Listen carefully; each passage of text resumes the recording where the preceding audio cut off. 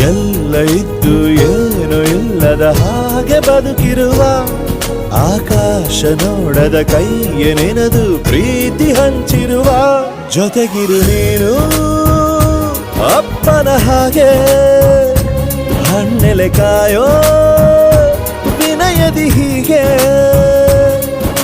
ನಿನ್ನನು ಪಡೆದ ನಾವು ಪುನೀತ ಬಾಳು ನಗು ನಗುತ್ತಾ ಬೊಂಬೆ ಹೇಳುತ್ತೈತೆ ಮತ್ತೆ ಹೇಳುತ್ತೈತೆ ನೀನೇ ರಾಜಕುಮಾರ.